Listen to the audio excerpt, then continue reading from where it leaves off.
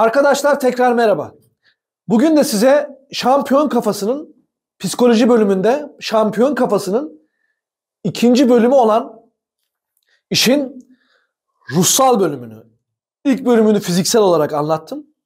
İnsanın fiziksel yaşamında neler yapması gerektiğini, şampiyonluk yolunda neler yapması gerektiğini elimden geldiği kadarıyla anlatmaya çalıştım. Şimdi de ruhsal bölümünde neler yapmaya, yani insanın iç dünyasıyla alakalı neler yapması gerektiğini anlatmaya çalışacağım. Ve onları da tabii ki haliyle sıralamayla ve şıklarla anlatacağım ki siz anlayın arkadaşlar. Birincisi, bir şampiyon ilk önce normal gündelik hayatında bir planı olmalı. Günlük plan. İlk önce büyük aylık plan, onu hedef bölümünde anlatacağım gerçi, ama planda da şunu söyleyebilirim. Bir şampiyon plansız yaşayamaz. Bir şampiyonun planı olmalı. Nedir plan? Ertesi günü siz bunun içine ne koyarsanız koyun. Çünkü herkesin yaşam tarzı, hayat tarzı değişik. Benim bahsettiğim ne biliyor musunuz?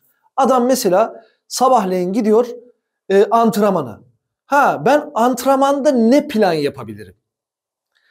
Yani antrenman programımla ilgili nasıl bir plan izleyebilirim gibisinden, bunu özellikle bütün psikologların, bütün düşünürlerin dediği tek bir şey var: yazılı hale dökmeniz.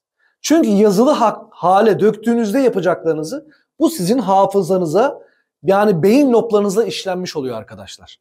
Siz yarın ne mi çalışacaksınız? Tamam, ben yarın çift turnike çalışacağım.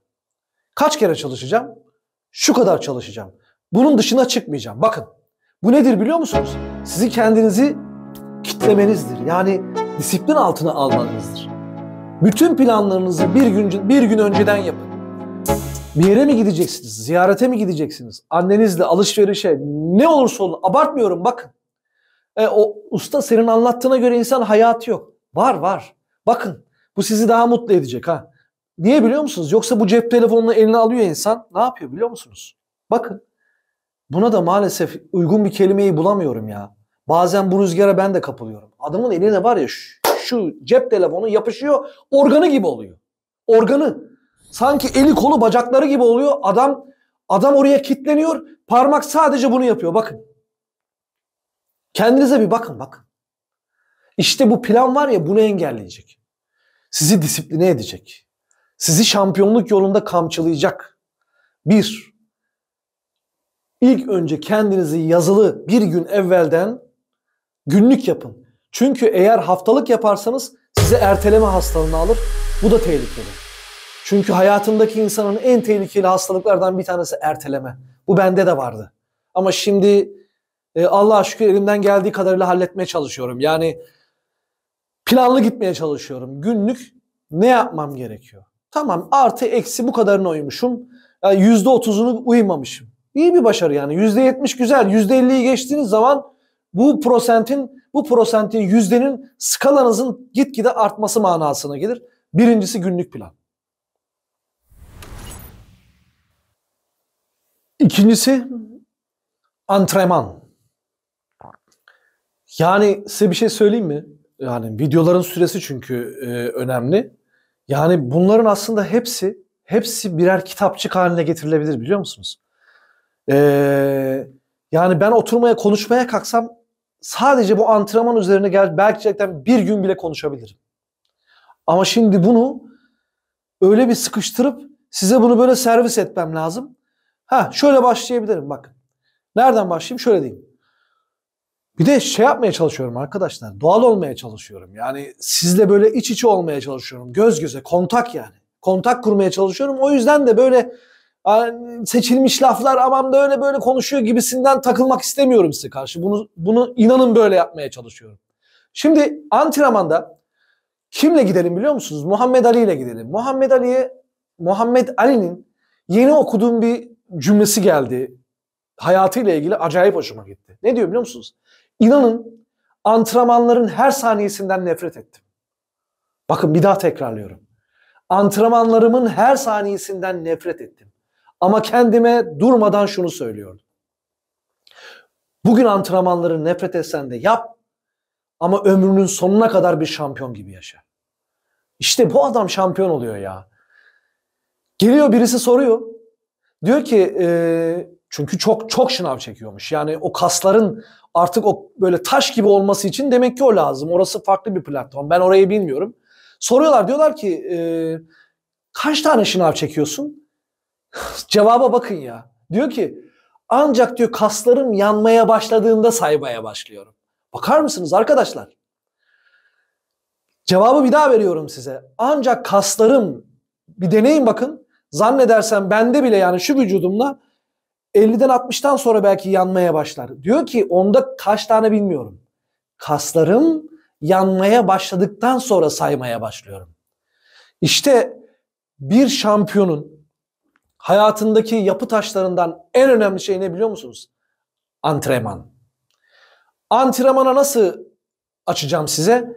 Kas hafızası nedir? Ondan bahsedeceğim. Vücudumuzda koordinasyon merkezi adı altında bir sistem mevcuttur. Amaç ise bütün çalışmalarımızı, bütün antrenmanlarımızı kas hafızamıza benimsetmektir. Tek amaç budur. Koordinasyon o hareketi yapma sıklığıyla alakalı bir konudur. Dedim ya koordinasyon merkezi diye. Koordinasyon o hareketi yapma sıklığıyla alakalı bir konudur. Her spor dalında kas grubu aktivasyonu vardır. Bütün amaç günlük yaptığımız antrenmanlarda sadece ve sadece bunun gelişmesi içindir. Bunu nasıl örneklendirebilirim size biliyor musunuz? Amacım sizin aklınıza yaklaştırmak. Şimdi mesela aklıma ne geldi biliyor musunuz? Araba kullanma var ya, ehliyet sınavları. Mesela ben ehliyetimi ikincide alabilmiştim. Çünkü birinci imtihanı yazılıyı kazanmam halinde ama pratikte kaybetmiştim. Çünkü insan orada neyi düşünüyor esnada? Bakın. Frene basacağım. Aynaya bakmam lazım. Direksiyon böyle tutuluyordu. Vites değiştirmem lazım. Size belki komik gelebilir ama değil. Ama şu anda ben hiçbir şekilde hiçbir şeye bakmıyorum araba kullanırken. Ya da bisiklet kullanırken. Niye biliyor musunuz? O hareket sıklıkla yapıldıktan dolayı o artık o beyin loblarına, o küçük beyinciğe yerleştikten sonra kas hafızanıza yerleşiyor. Ve artık onu düşünmek zorunda kalmıyorsunuz. Şimdi siz bunu anladığınız zaman antrenmanların neden önemli olduğunu size söyleyeceğim.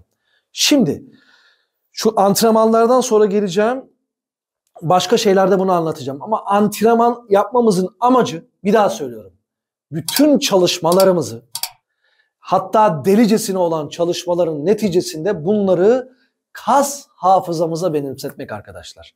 Yani artık aynı o araba kullanır gibi hiçbir pozisyonu, tamam, sadece odaklanmayla alakalı problemi, mentalle alakalı bölümü çözmeniz lazım. Gerisi kendiliğinden gelmesi lazım. Antrenman böyle. Evet, bu aşamada da antrenman programı kardeşler. Antrenmanı neden yaptığımızı anladık. Şimdi nasıl bir antrenman programı yapmamız lazım? Çünkü her spor dalında değişik mi? Tabii ki değişik. Yani bodybuilding'de değişik, futbolda değişik, basketbolda değişik. Ben bilardocu olduğum için bilardoda nasıl antrenman yapmanız gerektiğini anlatmam lazım. Ve bunu benimsetmem lazım. Onun için de şöyle anlatacağım size. Antrenman programı bir şampiyonun günlük, haftalık ve aylık üzerine olmalı. Bir daha söylüyorum. Günlük, aylık ve haftalık üzerine olmalı. Kendinize öyle bir program yapmalısınız ki bir gün içinde neler çalışmam gerekiyor. Sizin kellenizi kesseler sizi onu çalışmaktan alıkoymaması lazım. O programın dışına çıkmamanız lazım. Sabahleyin şöyle diyebilirim size. Bakın. Mesela ben yıllarca onu yaptım mı? Evet, bunu söylemem lazım yani. Sabah 8'de gidiyordum. Gündüz 12'ye kadar kendim çalışıyordum. Yani 4 saat kendim çalışıyordum. Ondan sonra da bu çalıştıklarımı başkalarında, yanlış anlamayın bu dediğimi, denemek amaçlı diyorum. Başkalarının üzerinde kendimi görmek istiyordum. Ne yaptım? Sabahleyin kimse gelmeden solana gelmek zorundasınız. Gerçek söylüyorum size. Hani yol ayrımına geldiniz ya. Artık sizin işiniz bilardo. Yani ben onlardan bahsediyorum. Yanlış anlaşılmasın. Yani adam diyecek ki usta iyi de bizim yaşamımız var, çoluğumuz var, çocuğumuz var. Ben onlara saygı duyuyorum arkadaşlar. Orayı bir ayırın. Yani ben neyden bahsediyorum biliyor musunuz? Kendini tamamen bilardoya adamış ve şampiyon olmaya odaklanmış bir insandan bahsediyorum. Bu adamın oyalanacak zamanı yok. Çünkü insanlar çok yüksek oynuyorlar. Sizin sabahleyin daha kimse gelmeden bu toplarınızı, size bir şey söyleyeyim bakın. Ben bu çekimleri yapmadan bu topları cilaladım, masamı temizledim, sildim. Bu toplarınızı güzel cilalayacaksınız. Aynı böyle bir gelin gibi bakın. Bunu cilalayacaksınız. Masanızı temizleyeceksiniz. Istakanızı temizleyeceksiniz, cilalayacaksınız. Bu sizin kendinize olan saygınız. Sabah herkes, daha hiç kimse gelmeden, daha o salonlarda çay yapılmadan geleceksiniz, antrenmanınıza başlayacaksınız. Ve var ya nasıl antrenman yapacaksınız biliyor musun? Size yancılar gelebilir. Mesela usta ne yapıyorsun? Bugün ne vuruyorsun? Kırmadan şöyle diyeceksin. Kardeşim öpüyorum seni. Şurada bana bir 2 saat müsaade et, ben senin sorunu. Onun da kalbine kırmana gerek yok. Yani 2 saat müsaade et, ben kendi antrenmanımı bir yapayım.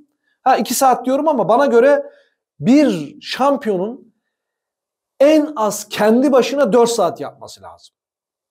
4. Ve size bir şey söyleyeyim mi? Hani şimdi bu tartışılır. Ben dedim ya geçen videolarda her yiğidin kendine göre yoğurt yiyişi var. Şimdi adam geliyor diyor ki ya ben öyle ne gelirse vuruyorum. Ben öyle düşünmüyorum arkadaşlar. Çünkü kendi programınızı yaparken hangisinden zayıfsanız onları bir seçin. Şimdi benim mesela herkes kendini biliyor. Hangi atışlarda zayıfsın? Hani prosentin %20'likler var, %50'likler var, %70'likler var, %100'lükler var. Şimdi inadına kendinize ayıracaksınız. Bir kere %100'lükleri kesin vuracaksınız. Bir el açılacak. Ondan sonra %70'liklere inip kendinizi birazcık şey gibi düşünün. Bakın hani şimdi bu bodybuildingçi geliyor diyor ki ben diyor 30 kilo kaldırıyorum. Sonra kasların yırtılması için ne yapıyor biliyor musunuz? 50'ye giriyor. Neden? Çünkü zorluyor kendini. Şimdi siz kendinizi durmadan zorlayacaksınız. Mesela bundan 3 gün evvel bir ustayla konuştum ama ben konuşmadım, o konuştu. Hep o kendini anlattı. Yani ben kimseyle oynamam, ben profesyonelim, kimseye ayıracak zamanım yok. Allah yolunu açık etsin. Ama tamamen benim görüşlerime aykırı bir şey. Ben şöyle düşünüyorum.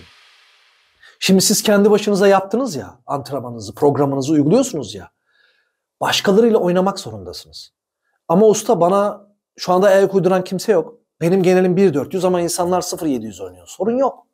Sorun yok. Ne yapın biliyor musunuz? Aynı dediğim gibi kas yırtılması gibi düşünün. 40'a 5 oyna. 40'a 10 oyna ve kimle oynadığını umursama. Sen sadece kendine bak.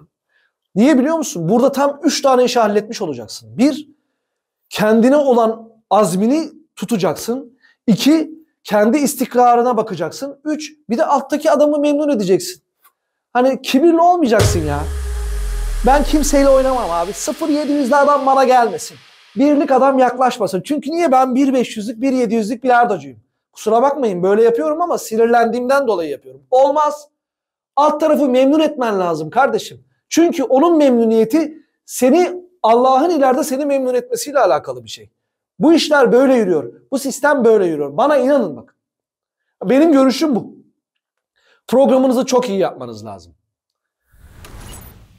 Çok öpüyorum. Hepinize de saygılarımı iletiyorum. Sevgilerimi iletiyorum. Beni desteklediğiniz için, yalnız bırakmadığınız için canı gönülden teşekkür ediyorum hepinize. Sevgiler, saygılar.